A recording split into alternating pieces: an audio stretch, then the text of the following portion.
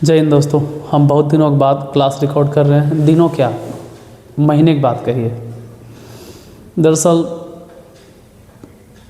जितना हम मेहनत करते हैं उस हिसाब से आप लोग क्लास को देखने के बाद क्लास को लाइक भी नहीं करते। कम से कम अगर क्लास को 10 विद्यार्थी भी मन से देख रहा है या 15 विद्यार्थी भी अगर अच्छा से देख रहे हैं तो भले ही आप कमेंट ना करो, ठीक है। कमेंट करने में आपको लगता है कि आपका नाम हम पढ़ लेंगे, तो ऐसा नहीं है, इतना भी नहीं है फ्री हम कि आपका नाम हम पढ़ते रहेंगे, ठीक है। तो कमेंट मत कीजिए, लेकिन कम से कम क्लास को देखते हो, आपके लिए फ़ायदेमंद है, तो कहीं न कहीं आपको हेल्प करता है, तो आप लाइक तो कर सकते हैं। तो क्लास देख तो लेते हो लेकिन लाइक बहुत कम रहता है, बहुत कम रेशियो रहता है। और इस वजह से होता क्या है कि यह वीडियो उन लोगों तक नहीं पहुंच पाता है जिन लोगों को इस वीडियो की ज़रूरत है। जिस कारण से लोगों तक नहीं पहुंचता है तो मेरा मेहनत जो है उतना सफल नहीं हो पाता है। जैसे हम तो पूरा मेहनत करते हैं, कंटेंट के मामले में अगर देखें तो हम पूरा भर भर के कंटेंट बताते हैं। भले ही 12th क्लास में किसी से ना यहाँ नहीं पढ़ा रहे, एक और चैनल है, आप डिस्क्रिप्शन बॉक्स में देख सकते हैं, अक्षय सर नारदीगंज वाले, उस चैनल पे किसी से ना बताएं। तो आप लोगों को ये आदत होता है कि स्मार्ट बोर्ड रंगीन लाल पीयर हरीर नज़र आवे, और मेरे यहाँ बस ब्लैक है, वाइट है, ब्लू है, यही सब है।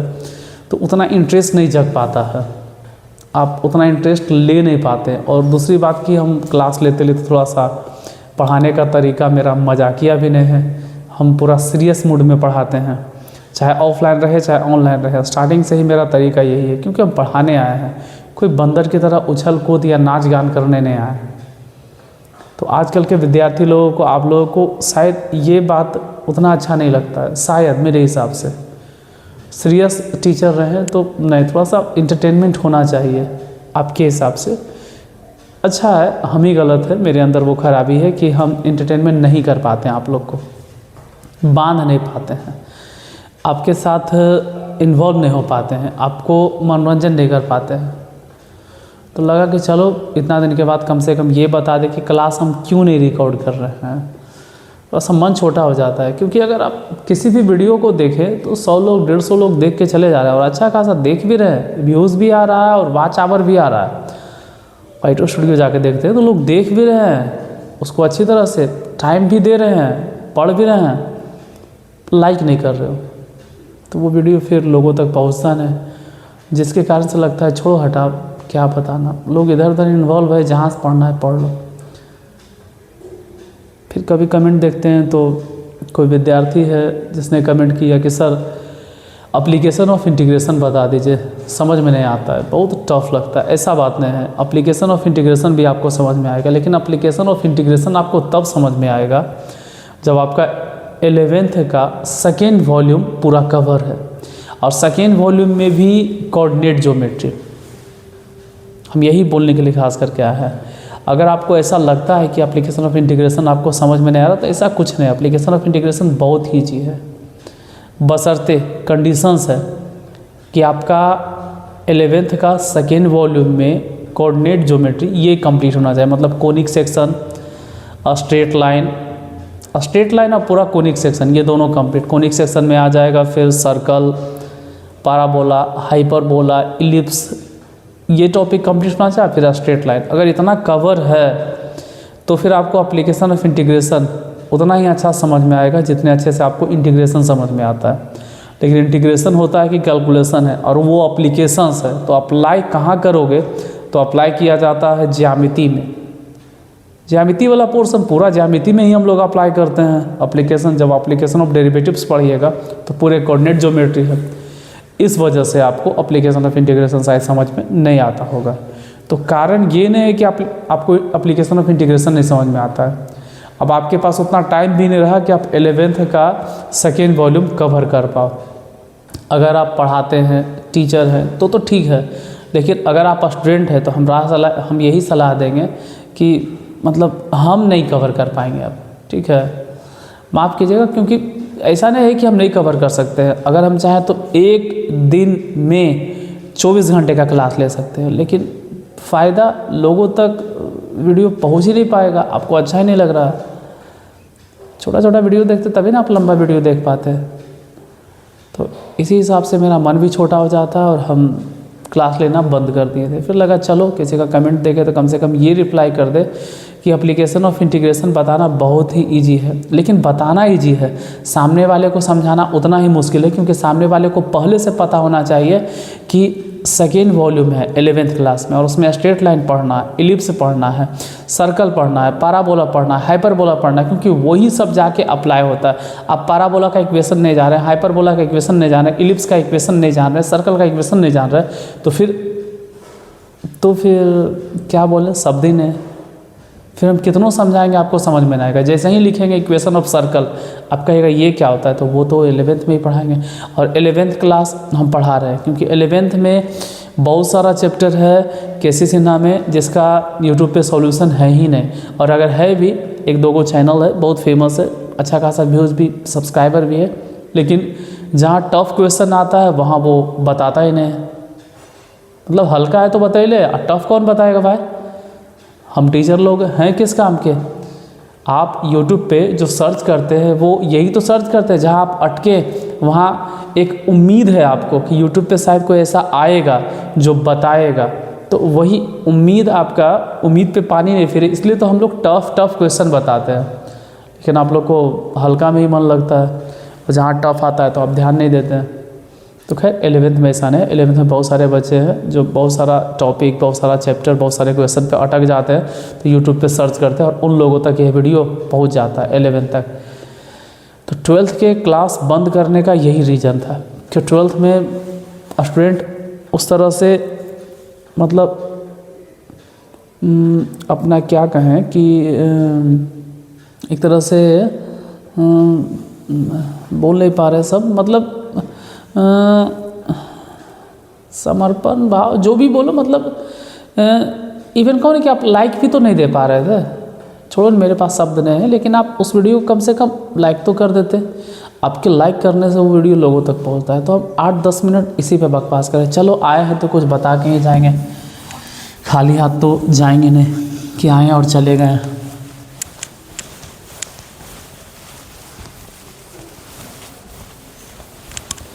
लेकिन मेन हम यही बोलने के लिए आए थे,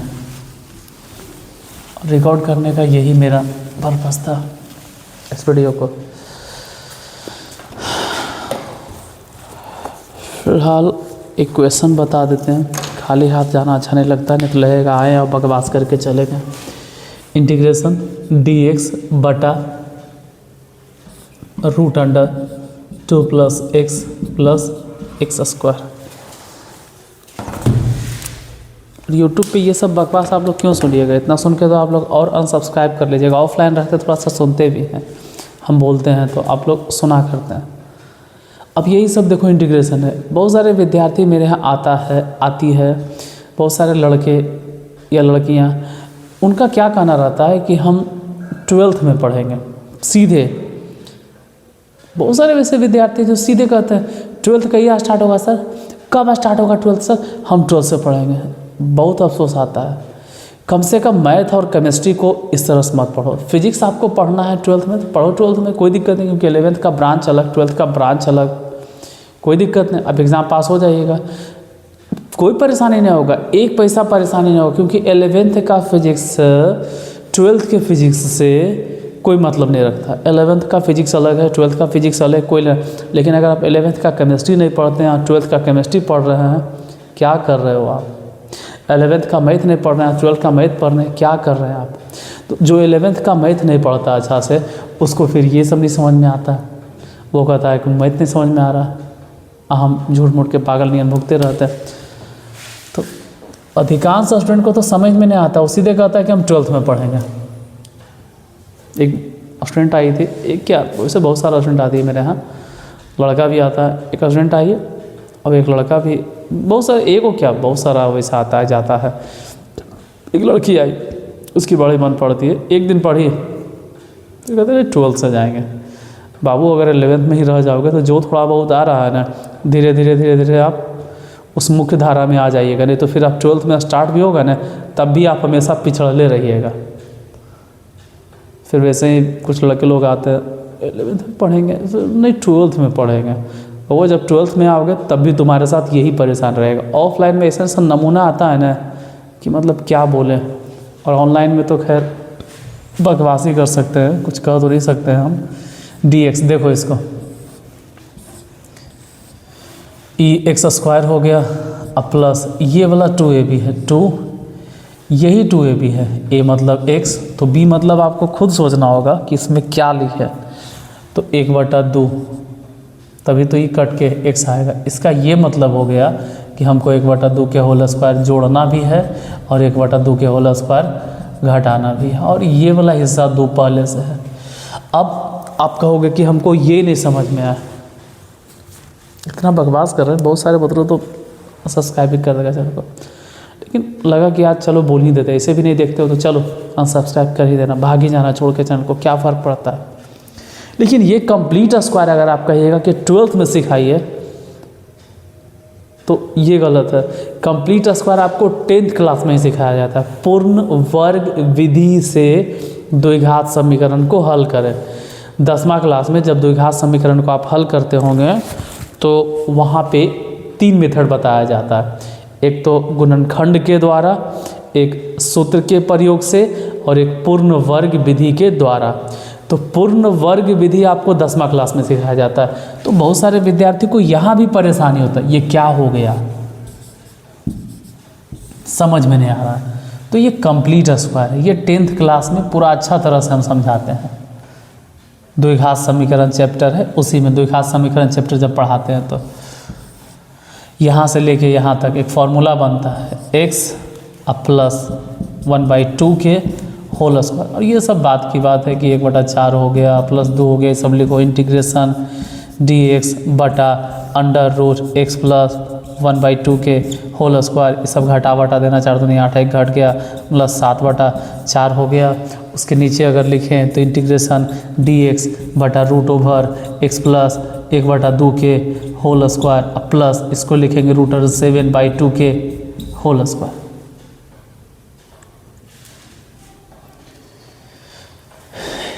यहाँ से यहाँ जो लिखे ना a² plus b² plus 2ab है, वही लिखे और उस सबको जोड़ घटाव करके बना दिया। फिर क्या, अब ये वाला सूत्र हो गया, ये हो गया x² प्लस a²। अब ऐसा एक फार्मूला है, एक क्या 9 फार्मूला है, उसमें से 9 में से ये एगो फार्मूला है, वो आपको पता होना चाहिए कि क्या होता है। और नहीं पता है तो हम पहले सूत्र लिख देते हैं।